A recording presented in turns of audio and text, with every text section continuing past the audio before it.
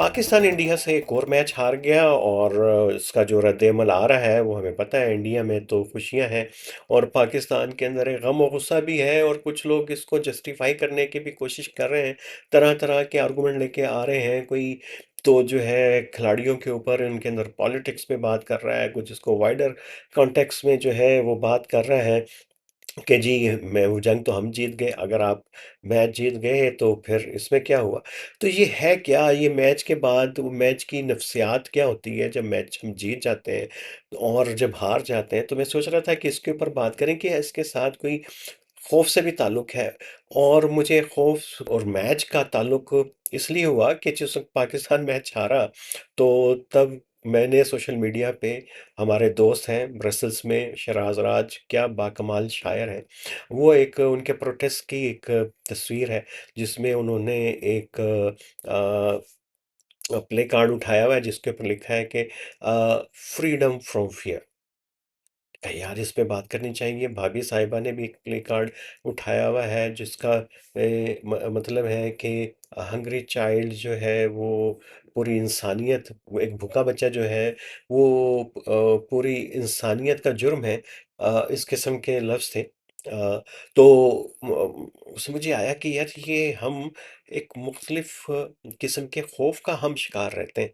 तो आज क्यों ना हम एनआरटीवी के इस प्रोग्राम में जो है फ़ियर को डिकंस्ट्रक्ट करें, क्योंकि हमारा थीम ही आज का है टैबू, शेम एंड प्राइड के ऊपर।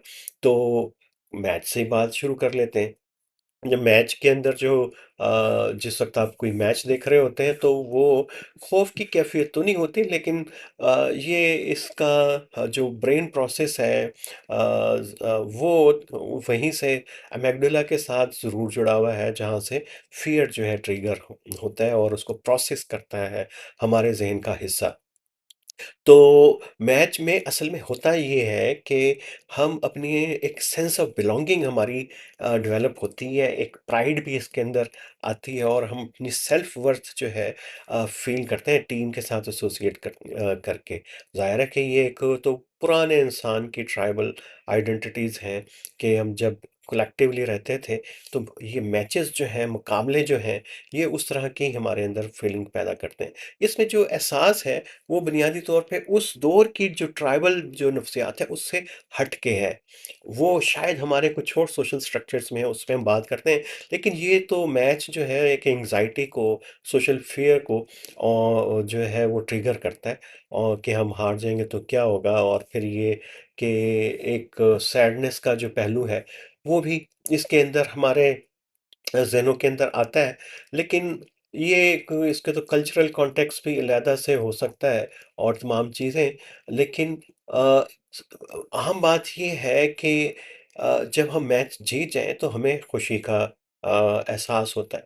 तो क्या खुशी का भी और खौफ का भी आपस में ताल्लुक है?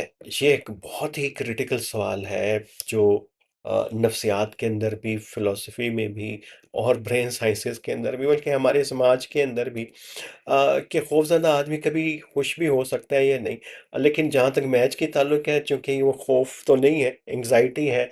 अगर आप जीत जाएँ तो ज़ाहिर है कि डोपामाइन एक ऐसा हार्मोन है, ख़ारिज होता है जो हमारी खुशी को दुबाला करता है।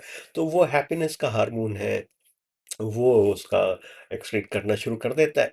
तो ब्रेन जो है ये अपोज़िट है खौफ़ और खुशी। अ, तो इमोशनल अपोज़िट है और लेकिन दूसरे को एक-दूसरे को कॉम्प्लीमेंट करते हैं। जहाँ पे खौफ़ जो है हमें एहसास देता है एंग्ज़ायटी का, तो वहाँ पे खौफ़ जो है हमारे खुशी के एहसास को भी कहीं न कहीं के ऊपर शार्पन कर रहा होता है। और हैप्पीनेस तो होता ही रिवार्ड से मुतल्लिक है और हमेशा से रिवॉर्ड और रिलीफ जो है खौफ के बाद भी आता है। जैसे इम्तिहानात के बाद इम्तिहानात का खौफ है, हो गए तो फिर आप कहते हैं ये रिलीफ महसूस करते हैं और रिजल्ट अच्छा आ जाए तो बहुत ज़बरदस्त, फिर तो आपको रिवॉर्ड भी मिल जाता है।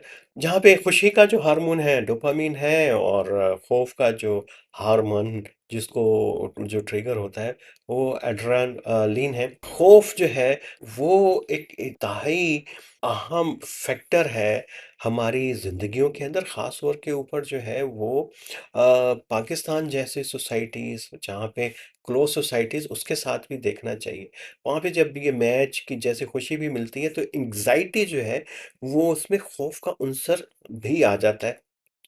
ये कोई नॉर्मल से ज़्यादा लेवल की एंग्जायटी बन जाती है, ख़ास तौर के ऊपर जब इंडिया पाकिस्तान का मैच हो रहा हो, तो उसका भी हमें देखना चाहिए। हमें तो पता तो है कि ये एक पूरी हॉब्स की फ़िलॉसफ़ी भी है कि जी मोनोपोली ऑफ़ द वायलेंस जो है, वो वायलेंस का खौफ़, पनिशमेंट का खौफ़ जो है शहरियों को जो है, वो ताबे रखता है रियासतों के। और बहुत सारी रियासतें ऐसी हैं, ख़ास तौर के ऊपर जो अथॉरिटेरियन रियासतें हैं या जहाँ पे जो डेमोक्रेटिक स्ट्रक्चर वीक है, मोनार्कीज़ हैं, वहाँ पे इसी फ़िलॉसफ़ी को इस्तेमाल किया जाता है और कहा जाता है जी कि मोनोपोली ऑफ वायलेंस तो जो स्टेट के पास है, और पनिशमेंट के एहसास के तहत लोगों को जो है वो सोसाइटी के नॉर्म्स का पाबंद बनाने की, लॉज़ का जो है वो पाबंद बनाने की कोशिश की जाती है। तो ये वाला जो रियासत वाला जो खौफ है, वो एक और तरह की हमारे अंदर एंग्ज़ायटीज़ क्रिएट कर रहा होता है, लेकिन अगर रियासत के साथ कोई एक ताकतवर गिरोह या मेजॉरिटेरियन गिरोह मिल जाए और लोगों को सेग्रीगेट करना शुरू कर दें लोगों को, तो वो जो लोग हैं एक सोशल ट्रॉमा के अंदर जो है चले जाते हैं, जहाँ पे जो है खौफ ही उनकी ज़िंदगी की जो है हकीकत बन जाता है और उसी खौफ के अंदर लिव करना शुरू कर देते हैं। और उसको इतना इंटरनलाइज खौफ को, फियर को अपने अंदर कर लेते हैं कि इनको नॉर्मल लगने लगता है, और वो अपने आप समझ लेते हैं कि हम हैं ही इसलिए, हम तो पैदा ही इसलिए हुए हैं कि हमें जो है वो चीज़ें बर्दाश्त करनी है। आप समझ रहे होंगे मैं हम अक़लियतों के कॉन्टेक्स्ट में बात कर रहा हूँ, छोटे तबक़ात के। पूरे इंडिया में भी इसी तरह ही हैं। तबक़ात हैं, शूदर हैं, और निचली ज़ातें हैं, वो एक ख़ास किस्म के ट्रॉमा में इतने इंटरनलाइज़ हैं कि वो उनकी जनरेशंस के अंदर जो है वो ट्रैवल करना शुरू कर देता है, और उसके अंदर जो उसके रिएक्शन भी जो हैं वो इतने नॉर्मल से लगते हैं कि जैसे वो सबसर्विएंट है और हर वक़्त जो है वो ज़ुल्म सहने के लिए तैयार है और उसको समझता है कि ये तो उसकी किस्मत में लिखा है, तकदीर को उसके अंदर जो है वो लेके आ जाता है। तो ये प्रोसेस भी चल रहा होता है। अच्छा, ये देखिए कि ये सिर्फ़ मज़हबी कॉन्टेक्स्ट के अंदर ही नहीं चल रहा होता कि आप सिर्फ़ वो, बल्कि बाज़ दफ़ा जो है एथनिक कॉन्फ्लिक्ट जहाँ पे हो, वहाँ पे भी ये तमाम जो है चीज़ें जो हैं वो तो हो रही होती हैं। अ, और एक ख़ास माइंडसेट जो है मैनिपुलेशन का बन जाता है। रियासतें तो अमूमन जो है वो खौफ़ज़दा होती हैं एक्सटर्नल एनिमी से और उसको डराती हैं, और उसके अराउंड जो है अपना नेशनलिज़्म को भी कंस्ट्रक्ट करती हैं, और नेशनलिज़्म होते ही बुनियादी तौर के ऊपर वो फ़ियर बेस्ड है। लेकिन वो रियासतें जो हैं वो और ज़्यादा जो है कॉम्प्लिकेटेड हाइपर नेशनलिस्ट हो जाती हैं, जो अपने ही लोगों से डरना शुरू कर देती हैं। मसलन अगर इंडिया के अंदर मुसलमानों को स्टिग्माटाइज़ किया जाता है, पाकिस्तान में क्रिश्चियंस को और पाकिस्तानी हिंदुओं को स्टिग्माटाइज़ किया जाता है। तो ये उसी तरीके का हाइपर नेशनलिज़्म है, और अपने ही लोगों से रियासत और मेजॉरिटेरियन गिरोह जो है, वो खौफ़ज़दा महसूस करने लगता है। लेकिन चूँकि बात हो रही है, अब बात आ गई है मज़हबी अक़लियतों की, और जो तादाद में कम नंबर में लोग होते हैं, उनके जो मसाइल के ऊपर वो कैसे इंटरनलाइज़ करते हैं फ़ियर को, कि वो उसको अपनी तकदीर समझ बैठे। इसी तरीके से हमारा जेंडर का भी कॉन्टेक्स्ट है। और ये जो मर्द और औरत की पूरी जो सोशल कॉन्ट्रैक्ट बना हुआ है, मैं तो सिर्फ़ पाकिस्तान के हवाले से बात करूँगा, क्योंकि हर सोसाइटी के अंदर जो इसकी नौइयत मुख्तलिफ है, वेस्ट में भी बहुत आइडियल की सतह तो अभी तक नहीं पहुंचा, लेकिन उनको पता है कि आइडियल सतह जो है जेंडर बैलेंस की क्या होनी चाहिए। लेकिन पाकिस्तान के अंदर तो अभी भी वो डिबेट है कि कौन सुपीरियर है, कौन किसको, औरत को कैसे रहना चाहिए, उसको किन शराइत के ऊपर घर से बाहर काम करना चाहिए।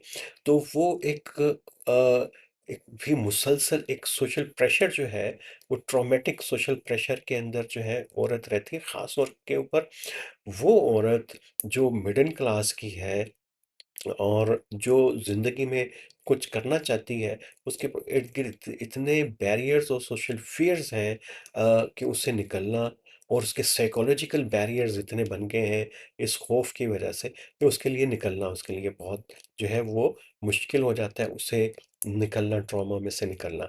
और हमारा सोशल स्ट्रक्चर भी उसको जो है, और रियासती स्ट्रक्चर भी जो है उसको उससे निकलने के लिए मदद नहीं दे रहे होते। तो बात जो है वो खौफ से शुरू हुई, और वो जो मैच से हमने बात शुरू की थी और यहाँ तक हम आ गए कि सोशल स्ट्रक्चर्स जो हैं किस तरीके से इम्पेक्ट कर रहे हैं हमारी ज़िंदगियों को।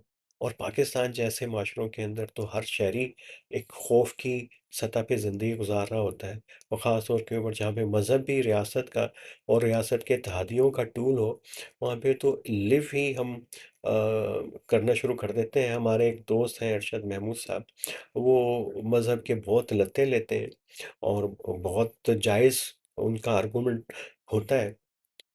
और लेकिन ये इतना एंट्रेंच हो गया, उनका एक आर्गूमेंट है कि हम मज़हब के अलावा कुछ सोच ही नहीं सकते। भाई कैसे सोचें, क्योंकि ये इतना एम्बेडेड है हमारे सोशल स्ट्रक्चर में, हमारे पूरे सियासी निज़ाम के अंदर, और पूरी जो हमारी ग्रोथ हुई है जनरेशन्स की, वो ख़ास है खौफ के अंदर हुई है। उसमें कैसे मुमकिन है कि हम उससे बाहर आ सकें। लेकिन खौफ से बाहर आने के कुछ टोटके भी हैं, और बड़े छोटे-छोटे से टोटके होते हैं कि आपने अपनी एंग्ज़ायटी को कैसे काबू पाना है। एक तो खौफ का वो जो मैंने बताया कि आप उससे समझ लेते हैं कि तकदीर समझ लेते हैं कि जी ऐसे ही होना था, हमने तो ऐसे ही रहना है, इससे निकलना ही नहीं। तो ये तो एक हमने फ़रार की एक कैफ़ियत है, इसको हम कहते हैं कि जब हम बदलना नहीं चाहते अपने आप को, तो फिर हम एक फ़रार की उसमें चले जाते हैं। और दूसरा इसका रिस्पॉन्स ये होता है कि आप कहते हैं कि नहीं, मुझे तो चीज़ों को ठीक करना है, मैं इन हालात के अंदर नहीं निकलना। और ये जो हिम्मत और हौसला जो है वो बहुत मुश्किल से आता है, इतना आसान नहीं है। उसके लिए आपको अपनी इर्द-गिर्द की पूरी दुनिया जो है वो बदलनी पड़ती है। अपने आप को पहले बदलना पड़ता है, अगर आप खातून हैं, किसी अक़लियती, मज़हबी तौर पे, समाजी तौर पे, कल्चरली, एथनिकली हैं, तो आपको पहले अपने इर्द-गिर्द अपने लोगों से लड़ना पड़ेगा, अपने आप से लड़ना पड़ेगा। और जंग जो है, आपने दुश्मन से भी करनी हो, उससे पहले आपको अपने आप से लड़ना पड़ता है, अपने लोगों को से भी लड़ना पड़ता है, उनको कन्विंस करना पड़ता है कि अब जो है वक्त आ गया है कि हमने चेंज होना है, लड़ना है, बदलना है। ये सोशल चेंज का एक पूरा प्रोसेस है। कभी हम इस पे बात करेंगे कि सोशल चेंज होती क्या है, और आती कैसे है, फैक्टर क्या होते हैं, कौन इसको लेके चलता है। लेकिन इसके लिए जुर्रत चाहिए, तनकीद। और क्योंकि जो जुर्रत करता है, जो बात करता है, उसके ऊपर लोग खैर कहते हैं कि यार ये बड़ा बदतमीज़ है, ये बड़ी बदतमीज़ है, ये मुँह फट है, इसको पता नहीं है। और उसके इर्द-गिर्द के अपने करीबी दोस्त भी महसूस करते हैं कि ये कोई रैशनल एटीट्यूड तो नहीं है। लेकिन याद रखिए, ये जो बगावत है वो आपके इर्द-गिर्द के सोचने के तरीकों को, चीज़ों को देखने के तरीकों के खिलाफ बगावत है। और ये उन सोचने के नॉर्म्स के खिलाफ बगावत है। इसको उस तरीके से रैशनलाइज़ नहीं किया जा सकता जब एक चेंज का प्रोसेस चल रहा हो। अब जब ये बलोच ख़वातीन बैठी हैं इस्लामाबाद प्रेस क्लब के बाहर, और इमान मज़ारी की एक पूरी उनके हक़ के अंदर जद्दोजहद है। ये जो ब्लास्फेमी गैंग का जो इश्यू है, ये जो सियासी आज़ादियों की, मीडिया की फ्रीडम की जो बात है, जो हमारे बॉस है जनरल साफ़ी कर रहे हैं, उसका वो ख़मियाज़ा भी भुगत रहे हैं। तो ये उनके ऊपर इल्ज़ाम यही होता है कि यार चलें बात ठीक है लेकिन इनका अंदाज़ ठीक नहीं है, ये ठीक नहीं है, आर्गुमेंट ठीक नहीं है। देखिए ये चीज़ें जो हैं वक़्त के साथ-साथ आती हैं। जिस वक़्त आम आदमी जब खोल तोड़ने की कोशिश करते हैं ना शेल निकलने की, तो सबसे पहले खोल टूटता है। तो उसके अंदर उसको कोई ख़ास तरीके से कोई ज़रब नहीं लगानी होती अंदर से खोल को तोड़ने के लिए, कि ये इस तरीके से ही टूटेगा तो फिर ही सर बाहर निकलेगा। उसके लिए बगावत के लिए, सोशल चेंज के लिए इसी तरह का रवैया होता है और वो होना चाहिए। लेकिन बात लंबी हो रही है। मैं सोच रहा था कि एक आपसे वाक़या शेयर करूँ कि तीसरा जो तरीका है ना चेंज का, वो ये कि आप अपना ताल्लुक खुशी के साथ जोड़ लें। खुशी के साथ ताल्लुक कैसे जोड़ सकते हैं? अभी हमने शराज़ राज और भाभी का ज़िक्र किया, ज़ाहिर है वो तो फ़लस्तीन के कॉन्टेक्स्ट के ऊपर अपने बात कर रहे थे, प्रोटेस्ट था, लेकिन हंगर की बात हुई थी, तो वो कि पूरी इंसानियत के का जुर्म है, एक बच्चे का जो भूखा रहना, वो ये रिवॉर्ड है खाना भी एक किस्म का, जो पिसे हुए तबके और ये और ऐसे खौफ़ज़दा माशरों के अंदर फिर खाना जो है एक फ़रार की कैफ़ियत है और खाना बहुत खाया जाता है वहाँ पे और खाने से हमारी पूरी सोशलाइज़ेशन कल्चर जो खाने के अराउंड जो बिल्ड होना शुरू हो जाता है और उससे हम असल में लुत्फ़ अंदोज़ हो रहे होते हैं, उसमें हमें खुशी महसूस होना शुरू हो जाती है और तरह की खुशी है खाना खाने की। ये एक उसी तरह की खुशी है जो लस्ट की, जो हम बात कर रहे हैं कि खुशी जिससे हमें पूरा अपने आप के मुकम्मल होने का एहसास हो, वो खुशी है अ वो मोहताज नहीं होती।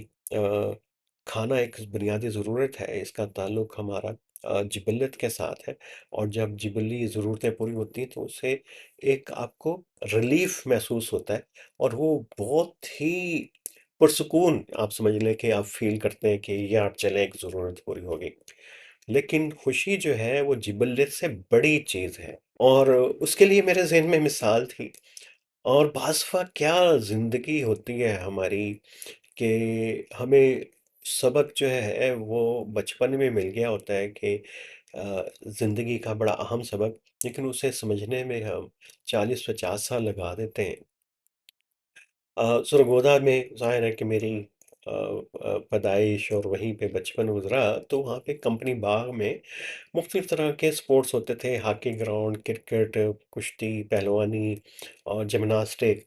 तो हॉकी से ज़ाहिर है कि मेरा इंटरेस्ट था, तो वहाँ पे एक आदमी आता था जो एक करीबी वर्कशॉप पे काम करता था। कभी-कभार वो तैयार होके और कपड़े पहन के वो आता था और क्रिकेट मैच वो हॉकी मैच बड़े शौक से देखता था ग्राउंड के अंदर और उसको खिलाड़ियों के नाम भी पता थे, मुख्तलिफ जो क्लब थे, उनके भी पता था। ये भी पता था कौन-सा खिलाड़ी अच्छा है, कौन-सा बुरा है, कौन-सी टीम अच्छी है। लेकिन उसे जो है वो उन दिनों पाकिस्तान की हॉकी का अरूज था। ये नहीं पता था कि पाकिस्तान की हॉकी टीम इंटरनेशनल सतह के ऊपर क्या कर रही है, उसकी क्या प्रोग्रेस है। उसको खिलाड़ियों के 1-2 के ही नाम आते थे। हसन सरदार, मोहम्मद हनीफ, उससे ज़्यादा उसको पता भी नहीं था। लेकिन उसको क्लब की हॉकी का पता था। वो मज़दूर था और हफ्ते में 2-3 दिन जो रोज़ आके वो देखता था मैच बड़े इन्हमाक के साथ। एक साइकिल होती थी, साइकिल के साथ खड़ा होके और ऐसे हाथ रख के देखता था और जब कोई गोल होता था तो खुश होता था और फिर अकेला ही जो है वो धमाल भी डाल रहा होता था और एप्रिशिएट कर रहा होता था। तो हमें बड़ा होता था कि यार ये बंदा आता है और पूरा-पूरा मैच देखता है, खड़ा रहता है, एन्जॉय करता है, कभी-कभी सिगरेट निकाल के पीना शुरू कर देता है। मैंने पूछा कि यार तुम उस फिर हमने उससे बातचीत शुरू की तो पता चला यार इसको तो बाकी हॉकी का नहीं पता लेकिन इसका बहुत पता है, बड़े इंस्पायर भी हुए। तो हमने पूछा कि तुम क्यों नहीं हॉकी जो पाकिस्तान की टीम के मैच कमेंट टीवी पे देखा करो। अभी तो होटलों के ऊपर टीवी है, तो कमेंट्री सुना करो रेडियो के ऊपर, तुम्हें पता चले तुम्हारा बड़ा अच्छा है ज़ौक है हॉकी का, तुम्हें सारा पता है। कहते यार रेडवा नहीं है मेरे पास और कह के हँस पड़ा और चल पड़ा। अच्छा, रेडियो का ना होना उसके लिए कोई इतना अब बड़ी चीज़ नहीं थी और ये हम हँसते रहे, उसका बड़ा मज़ाक उड़ाते थे, फिर जहाँ मिलता था हम कहते रेडवा नहीं है मेरे पास, उसका नाम ही हमने रख दिया था, रेडवा नहीं है मेरे पास। बहुत जाके बाद में एहसास हुआ कि खुशी हासिल करने के लिए रेडियो का होना ज़रूरी नहीं है। आपके इर्द-गिर्द जो छोटी-छोटी खुशियाँ हैं, उनको भी समेट सकते हैं। ये एहसास जो है इतने अरसे के बाद होना और अब हमें समझ आती है कि रेडियो हो या ना हो, खुशी हमारे इर्द-गिर्द ही होती है और लेकिन उस खुशी को हासिल करने के लिए हमें अपने खौफ ख़त्म करने पड़ते हैं। खौफ से निकलिए, किसी समाजी तब्दीली का हिस्सा बनिए या किसी खुशी के साथ अपने इर्द-गिर्द की खुशी के साथ जुड़ जाइए। आज के लिए इतना ही।